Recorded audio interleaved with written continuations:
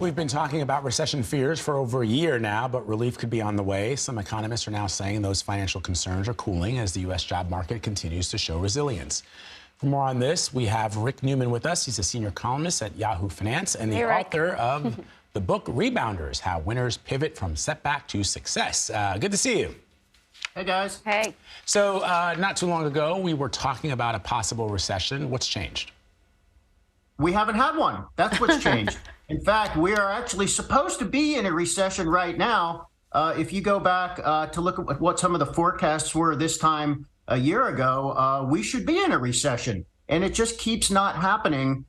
So now, I mean, this recession forecast just keep getting pushed out by about 9 months. So what economists now seem to be saying is maybe by the end of the year, we will be in a recession. And if not, then maybe by the beginning of 2024, we will be in a recession. But if the pattern holds, we will still not be in a recession this time next year. Let's hope it's true. So, for a while there was a thinking that, this might mean that the Fed would maybe stop raising interest rates. But then we had all these issues with regional banks and concerns about whether or not, credit would dry up. So how might this influence the Fed? Do we have a sense of where they may be going when it comes to interest rates? Yeah, I mean, there's a lot going on here, and it gets kind of circular because one thing causes another, which then causes another, and then it comes back to the first thing and so on. But there's a good chance the Fed is done raising interest rates. And the reason is the Fed has been raising interest rates to slow down economic activity and get inflation under control. And inflation is falling. It peaked at 9% last June. It's now down to 4.9%. 4.9% is still too high.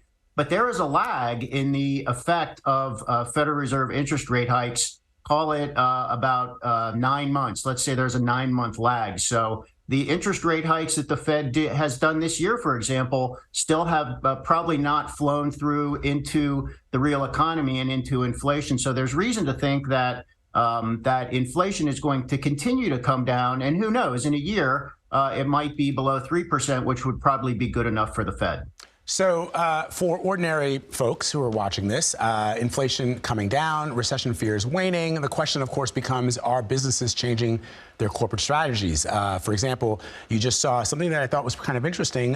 Shareholders for Netflix rejected a CEO and executive compensation, right? And in other words, you have these companies that are still paying their CEOs millions of dollars, but they are laying off thousands of workers. We see that not just across media, but in a bunch of different spaces, including tech and retail. So with recession fears waning and knowing that businesses are reactive, Rick, will they at least stem the layoffs, if not start hiring again? So the data is in conflict with itself because, yes, there are some large layoffs, hundreds or even thousands of employees at some big companies.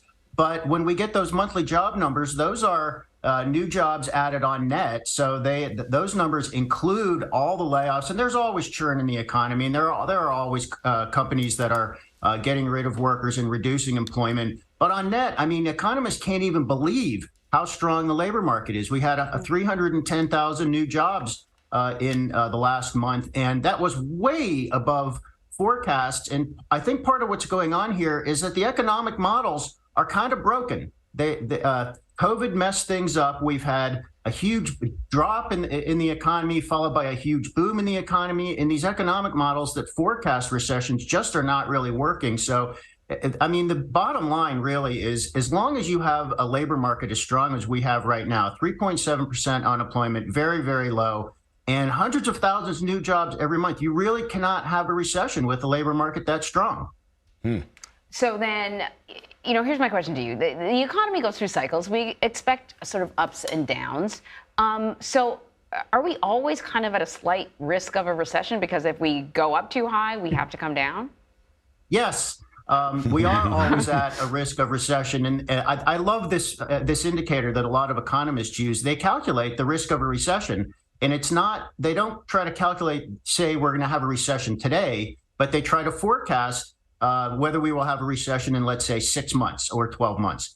And even during the best of times, the risk of recession is in those models is like 10%. So, and it is a fact. We are going to have a recession at some point in the future. So, if you want to be right, just say, "Oh, we're going to have another recession," but don't put a time frame on it. It's that time frame that everybody keeps getting wrong. So, we will have another recession. You know, there's a lot of what's called excess savings from when people were not going out during COVID and they just banked more money.